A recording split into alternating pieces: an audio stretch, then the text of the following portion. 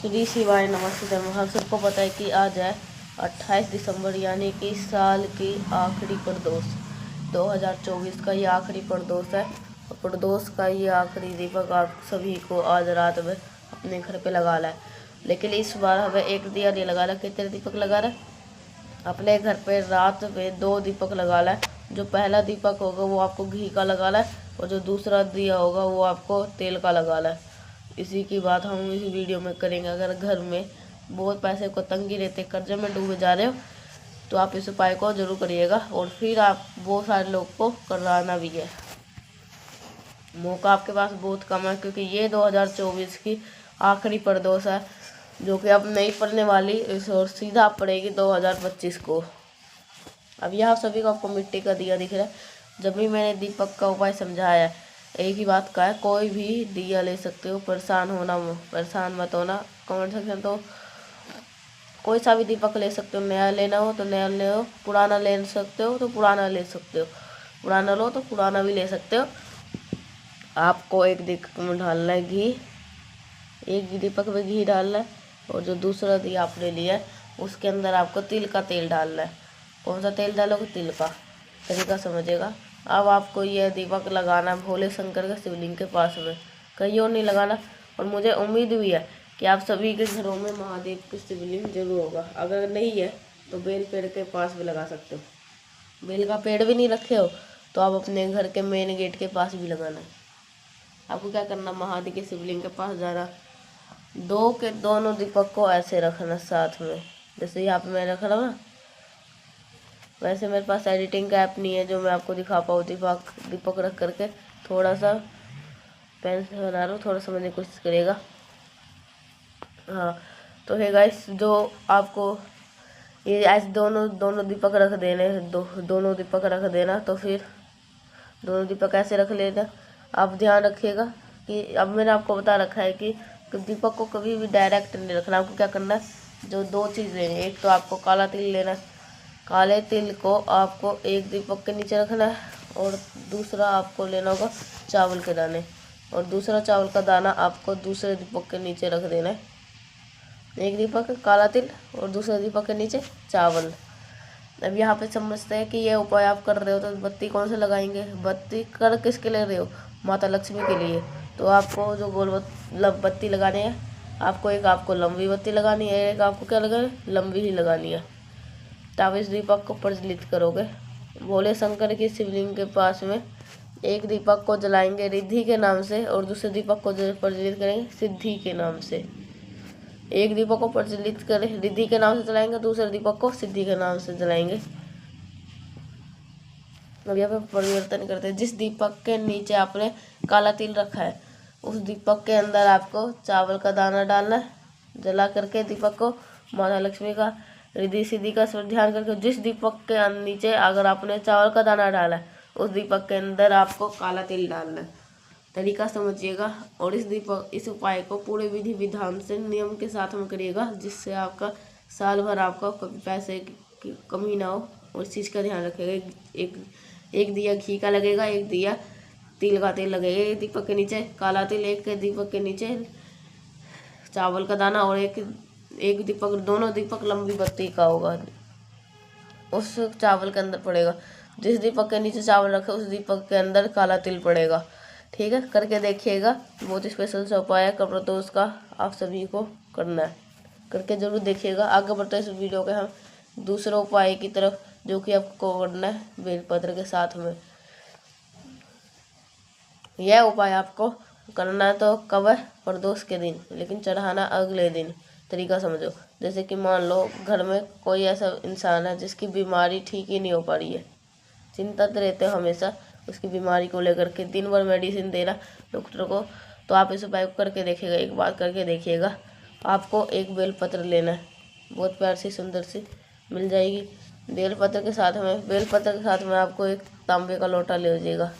तांबे का लोटे को आपको 2 चीज़ों को डालना है। पहला तो आपको जल डालना है, दूसरा आपको गंगा जल डालना है। 2 चीज़ डाल दी। अब आप इस तांबे के लोटे के ऊपर रखिएगा। जल को क्या करोगे? जल को ढक देना।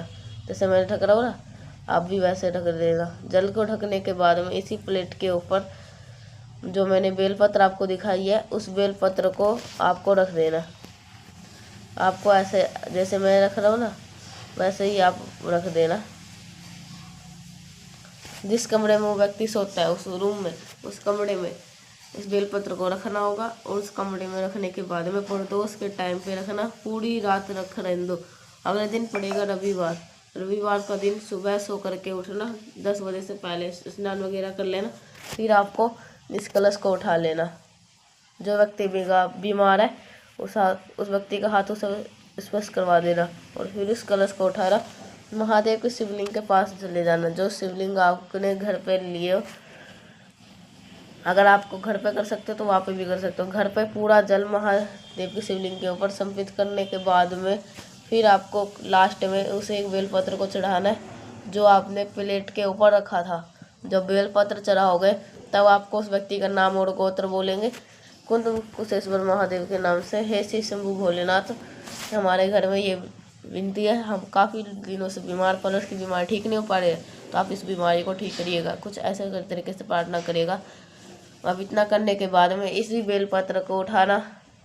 बेलपत्र को उठाने के बाद में फिर आपको इसको करना। जो बीमार व्यक्ति है ना, जो भी व्यक्ति घर में बीमार रहता है ना, चल रहता है, उस व्यक्ति को अगर आप इस बेलपत्र को थोड़ा सा करके खिला दोगे तो खिला देना, उसकी बीमारी ठीक धीरे धीरे करके ठीक जरूर हो जाएगी।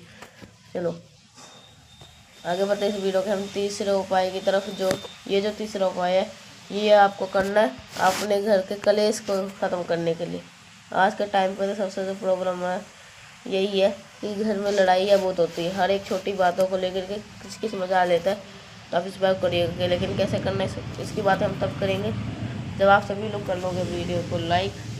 जैसे अभी जो चैनल को सब्सक्राइब नहीं किया वो करिएगा, चैनल को ज़रूर से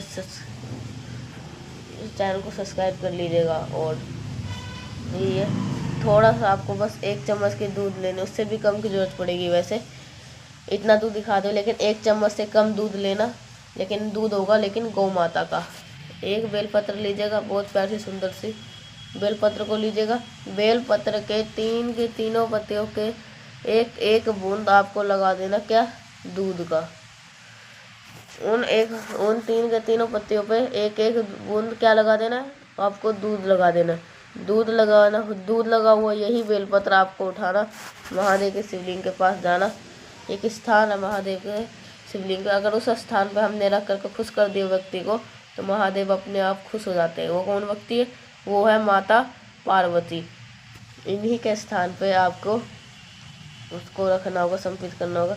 जब माता पार्वती के स्थान पे रखोगे तो लड़ाई झगड़े को एक नाम बता रखा है, वो कौन सा नाम है, आशुतोष महादेव का।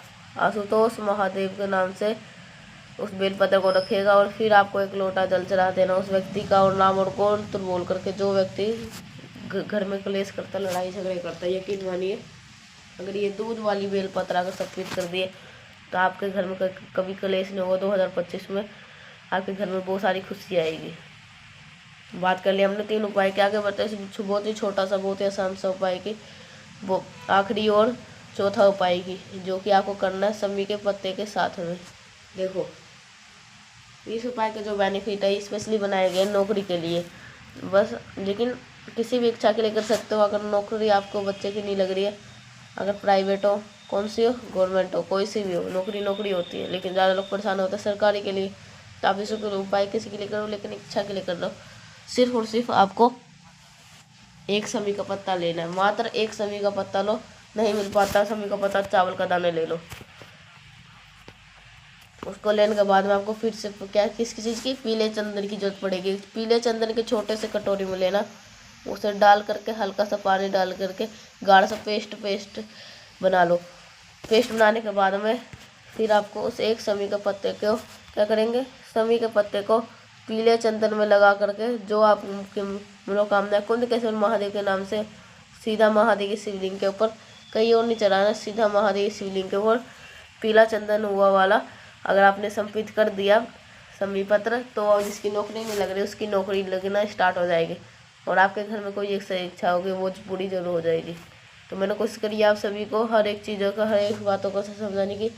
वीडियो पसंद आए तो है ना, तो लाइक करिएगा, ज़्यादा से ज़्यादा लोग इस वीडियो को शेयर करिएगा, जितने भी आवाज़ पहली बार सुन रहे चैनल को जरूर सब्सक्राइब करेगा। तो मिलते हैं नेक्स्ट पाई साथ। अगर किसी को कुछ समझ में नहीं आया तो नीचे कमेंट सेक्शन में पूछ सकते हैं।